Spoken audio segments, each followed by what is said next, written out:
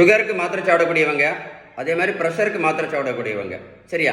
நீங்கள் கண்டிப்பாக இந்த யூரின் டெஸ்ட் மட்டும் ஒரு வருஷத்துக்கு ஒரு தடையாவது கண்டிப்பாக டெஸ்ட் பண்ணி பார்க்கணும். இது எதுக்கு அப்படி பார்க்குறது அப்படின்னா, நீங்கள் நிறைய பேஷண்ட்ஸ் பார்த்தீங்கன்னா, சுகர் பிபி உள்ள பேஷண்ட் பார்த்தீங்க அப்படின்னா, அவங்களுக்கு நிறைய பேர் கிட்னியில் ப்ராப்ளம் இருக்கும். பார்த்துருப்பீங்களா? கிட்னி ப்ராப்ளம் அது எப்போதுமே கடைசியில் நோய் ரொம்ப முத்தினப்புறம் தான் கண்டுபிடிப்பாங்க.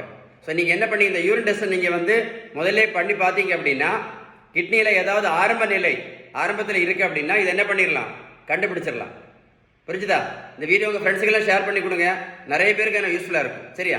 இன்னொரு விஷயம் சொல்லி தரேன். இன்னைக்கு ஒரு ஆளுக்கு சுகர், ப்ரெஷர், கெட்ட கொலஸ்ட்ராலுக்கு காரணம் கேட்டால் இன்னைக்கு நிறைய பேருக்கு தெரியாது. சுகர், பிபி, கெட்ட கொலஸ்ட்ராலுக்கு ஒரே காரணம் இன்சுலின் ரெசிஸ்டன்ஸ்.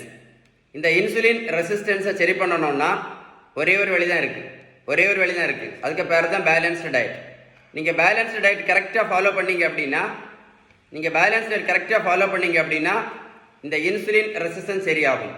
இது சரியாச்சுன்னா மாத்திரையும் நிரந்தரமாக நிறுத்தலாம், இன்சுலினும் நிரந்தரமாக நிறுத்தலாம். எதை மறந்தாலும் எதை மறந்துடாதுங்க. நான் சொன்ன யூரின் டெஸ்ட் எழுதி எடுத்துட்டீங்க இல்லை? இந்த வீடியோ சேவ் பண்ணி வைங்க, உங்கள் ஃப்ரெண்ட்ஸுக்கு ஷேர் பண்ணி கொடுங்க. எதை மறந்தாலும் இன்சுலின் ரெசிஸ்டன்ஸ் மறந்துடாதுங்க.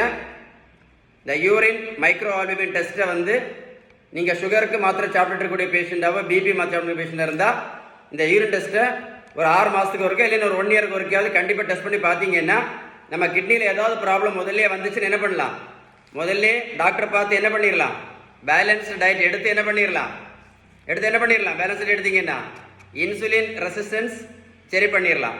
இதை சரி பண்ணிட்டோன்னு என்ன பண்ணிடலாம், மாத்திரையை நிரந்தரமாக நிறுத்திடலாம், இன்சுலினையும் நிரந்தரமாக நிறுத்திடலாம். வீடியோ மறக்காமல் சேவ் பண்ணி வைங்க, ஒரு கூட போட்டு கேளுங்க, ஃப்ரெண்ட்ஸுக்கெல்லாம் ஷேர் பண்ணி கொடுங்க, நிறைய பேருக்கு யூஸ்ஃபுல்லாக இருக்கும். சரியா?